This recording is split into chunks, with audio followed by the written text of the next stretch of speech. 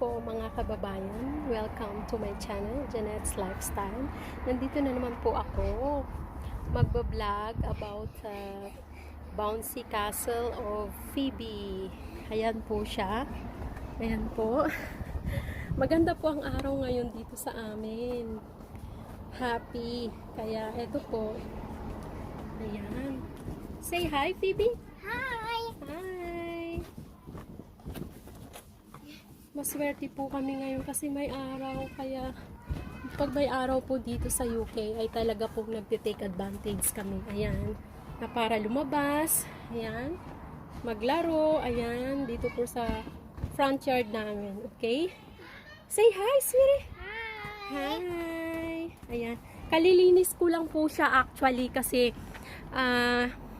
it's like a week po na umuulan dito, so marami po siyang tubig sa loob. Ayan. Say hi. Hi. Nagkaroon po siya ng maraming tubig, tapos maalikabok, kaya kalilinis ko lang po siya. At the same time, katatapos ko lang din po maglinis ng sasakyan namin. Ayan. Ayan po siya. Kaya ayun.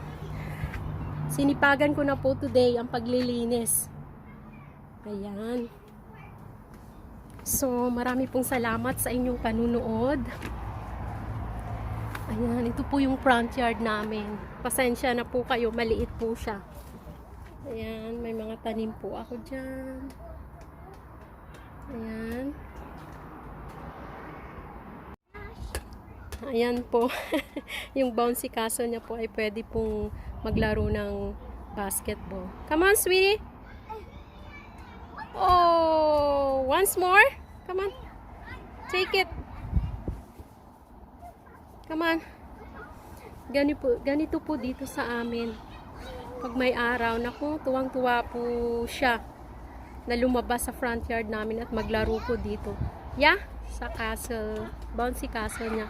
Yung ate niya po niya, ayaw pong lumabas. Nandun lang po sa room niya sa itaas. Ayun. Getting teenager na po ang ate niya, kaya yun, hindi na po siya mahilig lumabas. I mean, maglaro ng mga ganitong bagay. Oh! Strawberries in the pot was getting ripe.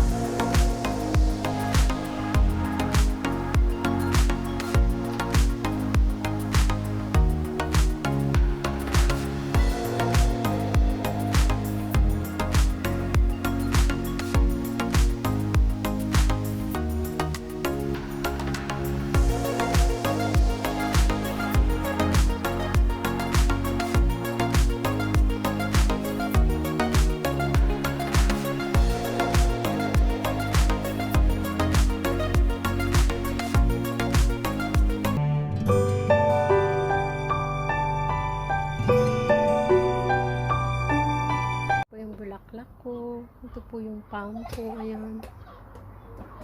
Thankful po kasi hindi po siya namatay. Nakasurvive po siya sa winter na naman. Ito nga po pala yung olive tree ko. Ayan. Thankful din po kasi hindi po siya namatay. Ayan. Pag winter po, pinapasok ko po sila sa loob ng bahay namin. Tapos pag spring na po, ayun, slowly ko po silang nilalabas. Ayan po. Ayan. Thank you po sa panunood.